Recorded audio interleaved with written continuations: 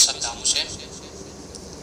आज हमारे देश में लाठी खाते किसान, जहर पीते किसान, सीमा पे कहे जाने वाले सैनिक और किसान लाठियां खाते हैं, जहर पीते हैं, गोली खाते हैं, शहीद होते हैं।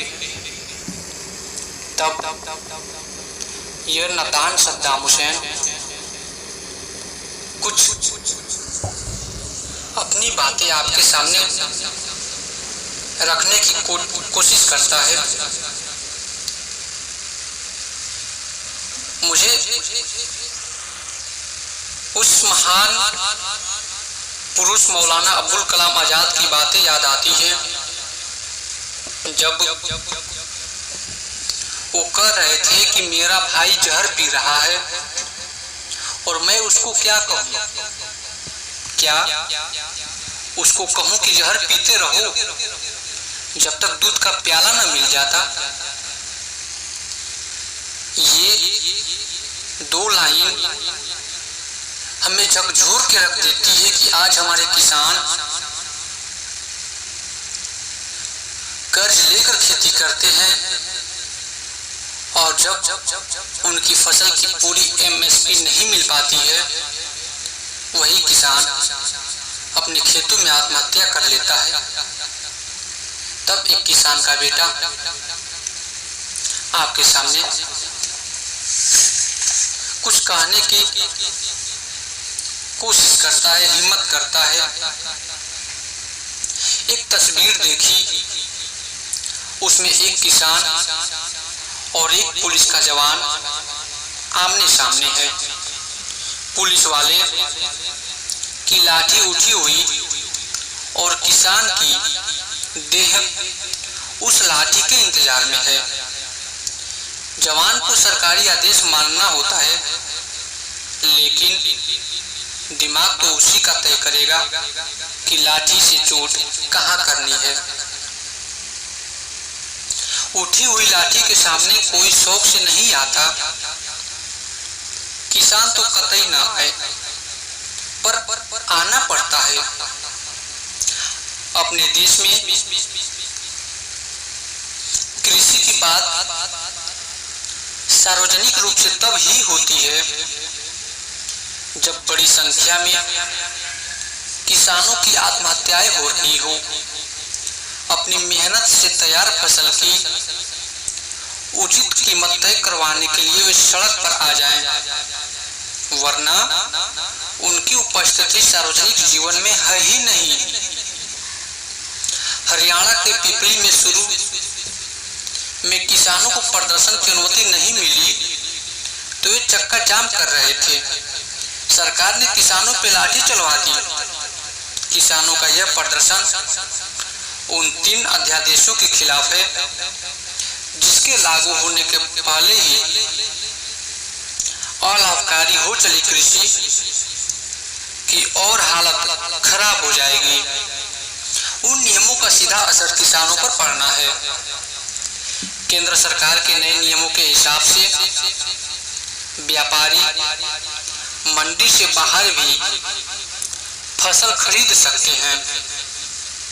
जिन स्थानों पर फसल की मंडी में ले जाकर बेचने की व्यवस्था नहीं है, वहां फसलों की कीमत व्यापारी तय करते हैं और निश्चित रूप से व्यापारी अपने लाभ की सोचते हैं, किसानों की नहीं। जब हम व्यापारी की बात करते हैं तो घोड़े और खच्चरों पर अनाज लादकर जाने वालों की बात नहीं करते, बल्कि उन बड़े व्यापारियों की बात करते हैं जिनके बड़े बड़े कारोबारी प्रतिष्ठान हैं। अगर हम बात करें अपने उत्तर प्रदेश, बिहार, पूर्वांचल की बात करें, जिधर हम रहते हैं, इधर जो भी किसान पैदा करते हैं,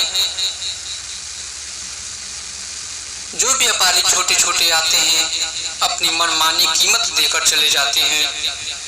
अपने यहाँ के किसानों को ये नहीं मालूम होता है कि MSP कितनी है,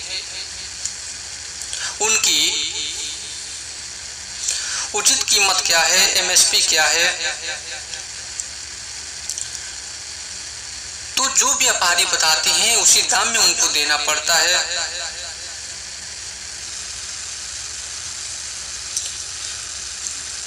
तब वे कीमतों को कभी किसानोन्मुख होने ही नहीं देंगे। न्यूनतम समर्थन मूल्य का जुआ उतर जाएगा और किसानों की हार तोड़ मेहनत के बाद भी हानि ही उठानी पड़ेगी। सरकार अनाज, दाल, आलू, प्याज, खाद्य तेल आदि को आवश्यक वस्तुओं की कोटि से निकाल रही है। एक बार ये सब आवश्यक वस्तु की सूची से बाहर निकलने की इनकी तय यात्रा से अधिक के भंडारण पर से पाबंदी हट जाएगी, यानी कम कीमतों पर फसल खरीद कर जमा कर लेने के बाद बढ़ी हुई कीमतों पर उन्हें बेचा जाएगा। यह समझने के लिए कोई बहुत ज्यादा मशक्कत करने की जरूरत नहीं है। आज भी ऐसे भंडारण किए जाते हैं और जब कीमतें बढ़ती हैं और इनका इक्का दुक्का विवाद होते हैं तब सरकारें गैर कानूनी भंडारण पर कुछ बयान दे देती है और एक दो छापे पड़ जाते हैं। अब भंडारण गैर कानूनी नहीं रहेगा तो न तो सरकार को बयान देने की आवश्यकता होगी और न ही छापा मारने की। किसानों को कीमत कम मिलेगी और उपभोक्ताओं से वसूली गई रकम सीधे व्यापार के बड़े खिलाड़ियों के हाथ में जाएगी। सरकार बड़ी बड़ी बातें भले ही कर दे, लेकिन वह किसानों के हित के लिए ईमानदार नहीं दिख रही है। एक और बात है कॉन्ट्रैक्ट फार्मिंग यानी व्यावसायिक खेती की। इस तरह की खेती में बड़ी बड़ी कंपनियां कूद रही है जो अपने बिक्री केंद्रों के लिए या तो खुद उत्पादन कर रही है या ठेके पर उत्पादन करवा रही है।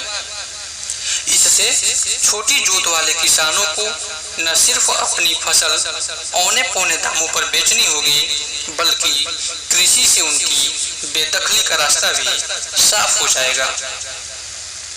कृषि क्षेत्र लंबे समय से संकट से गुजर रहा है। इस शताब्दी की शुरुआत से ही किसानों की खराब हालत सामने आने लगी थी। बड़ी संख्या में किसानों की आत्महत्याओं को देखते हुए 2004 में सरकार ने एम.एस. स्वामीनाथन की अध्यक्षता में एक समिति गठित की थी। उस समिति ने 2004 से लेकर 2006 के बीच 5 रिपोर्ट सरकार को सौंपी। उनमें से 5वीं रिपोर्ट में न्यूनतम समर्थन मूल्य यानी एमएसपी को निर्धारित करने संबंधी एक सूत्र की बात की गई थी। C2 फार्मूला वहीं से आया। उसमें कहा गया कि न्यूनतम समर्थन मूल्य औसत लागत से 50% ज्यादा हो। यानी अगर हम बात करें कि आप कोई खेती करते हैं उसमें 100 रुपए हो तो उसका जो एमएसपी है न्यूनतम समर्थन मूल्य है वो 150 रुपए हो। यह सूत्र खेती में लागत की व्यापक परिभाषा तय करता है। इसके तहत लागत उस खास फसल में लगी पूंजी, पारिवारिक श्रम और जमीन सहित फसल के लिए उपयोग में लाए अन्य साधनों के किराए को जोड़कर तय होती है। इस लागत पर 50% ज्यादा कीमत जोड़कर न्यूनतम समर्थन मूल्य तय होना किसानों के हित में है। लेकिन तब की सरकार को भी उस रिपोर्ट पर अमल सुनिश्चित करना जरूरी नहीं लगा। सोचता हूँ कि वह सरकार कब आएगी जिसकी प्राथमिकता में सबसे निचले पायदान पर खड़े किसान भी आएंगे। दरअसल सरकारें आती जाती रहती है और इस बीच खूब सारे वादे कर लिए जाते हैं। राजनीतिक दल अपने चुनाव प्रचार के दौरान जोर शोर से यह कहते पाए जाते हैं कि वे किसानों की लागत का 1.5 गुना न्यूनतम समर्थन मूल्य के रूप में तय करेंगे। लेकिन जब वादे पूरे करने का समय आता है तो लागत की परिभाषा किसान आयोग की नहीं बल्कि व्यापारियों के हित के अनुसार होती है। ऐसे में किसान या तो कर्ज में डूबकर आत्महत्या का रास्ता अपनाते रहेंगे, नहीं तो पुलिस के डंडे की मार खाएंगे। नुकसान किसानों का ही होगा। Thank you so much. जय जवान जय किसान।